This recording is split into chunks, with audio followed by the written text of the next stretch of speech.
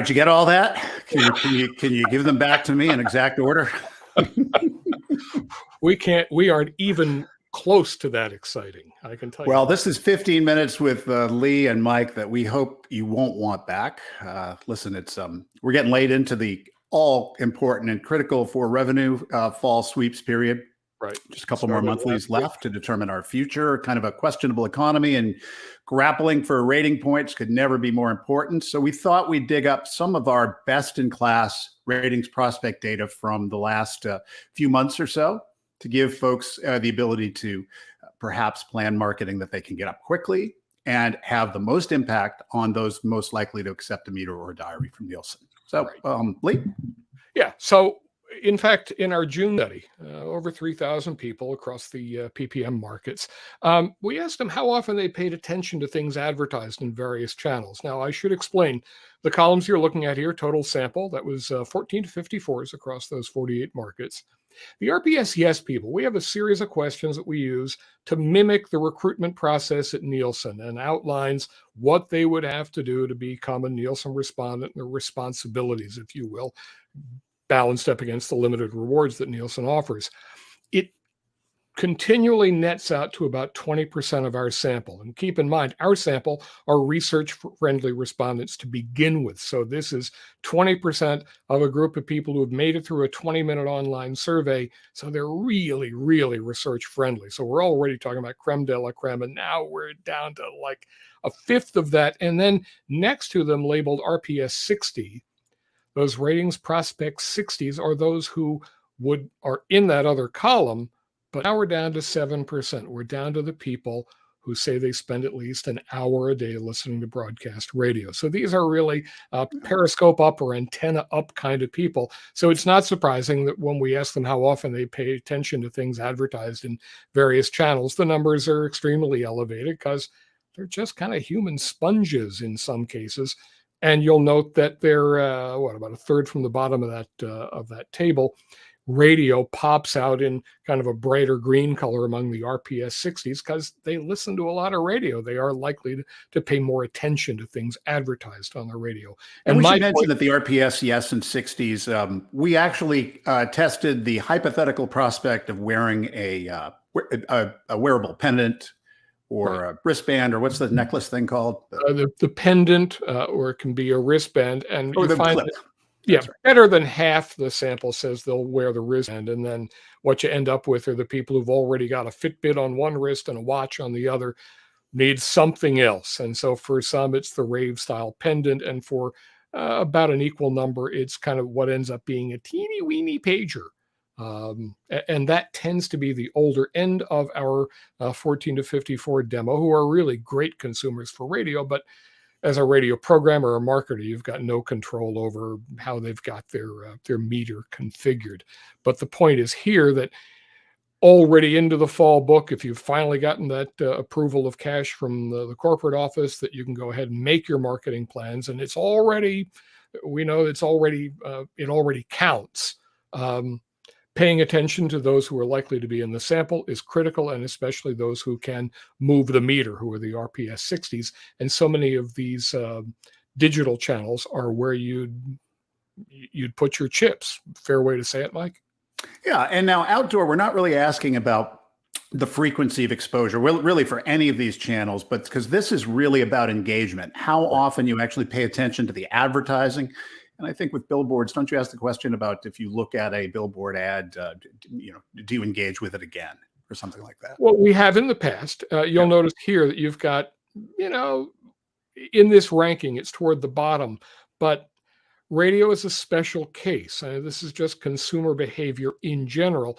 And so we asked them, when you see a billboard ad for radio, you usually tune in to give it a try. And it's point of purchase. It's a very unique thing for radio. It's not like I see a billboard for laundry detergent. Next time I'm at the store, maybe some way I'll get there, or remember to buy that when I get there, maybe. But here, you're in the car, you're in your SUV, your truck, you see a billboard for radio, and half the sample say they usually tune in to give it a try, and you see how much the numbers are elevated among those who would tend to fall into the Nielsen sample, the RPS yeses, or the heavy listeners, of the heavy listening subset, the RPS 60s, that it's about 3/4.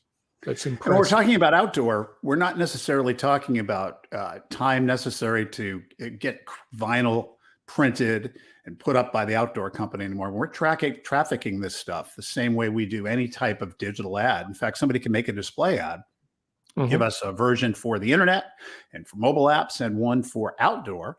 And then we have the ability to actually program this stuff programmatically so it can complement a digital campaign. And really the lead time is about what it is for a digital campaign. We can be up and running in hot zips.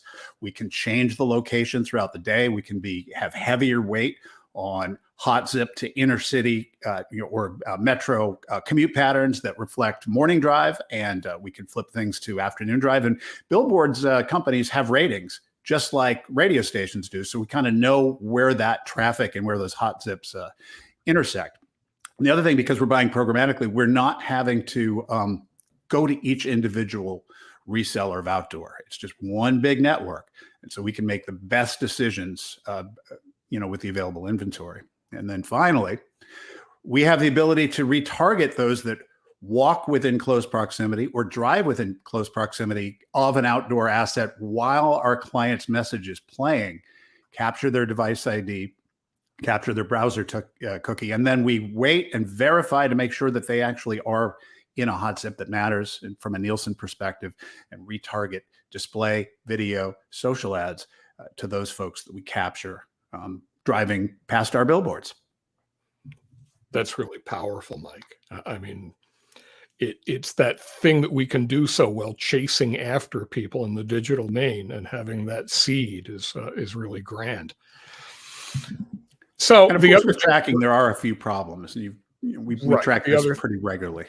And we've been looking at this for the past 3 studies since Apple started ratcheting up consumer attention on tracking. And, we balance it against the idea that your data will be used to show you personalized ads. And as consumers, we look at that and go, yeah, sure. And frankly, the experience for most consumers, myself anyway, is it's just the same marketer that I don't really care about chasing me around. So, we're apt to say, no, I don't want to be tracked. Now, but for our purposes in the outdoor example, even those people who say occasionally or rarely are likely to be people who will allow tracking at, say, Google Maps. I mean, there you kind of have to be tracked because otherwise your GPS actions don't work the right way. So there's a case where just enabling that would allow us to retrack that consumer, wouldn't it, Mike?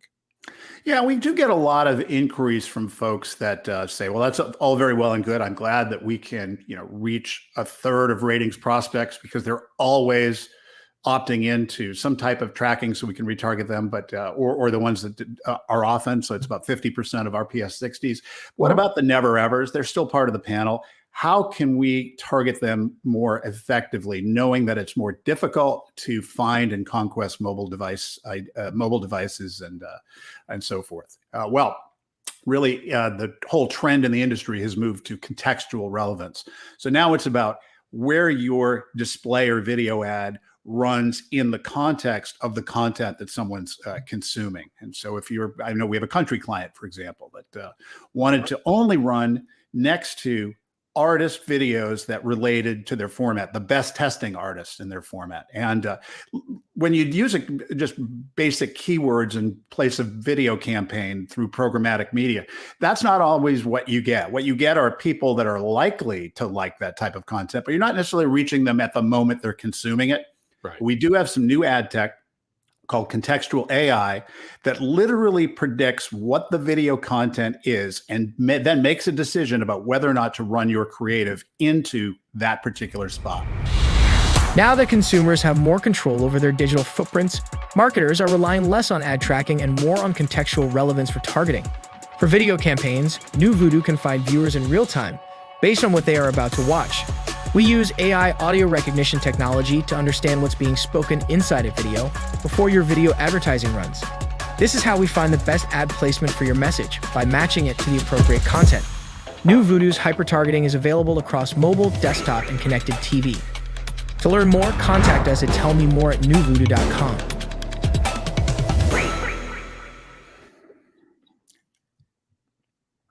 And that's 11 minutes and 30 seconds with Mike and Leigh. Is there anything you want to do to stretch this out? I think everyone would appreciate 3 minutes back in their day. I know I You do. just give us a jingle if we can help you. Tell me more at NuVoodoo.com is the way to reach Leigh or I or anybody on the NuVoodoo. Hitting the like button, cast your yes vote for more free media research from NuVoodoo Media Services.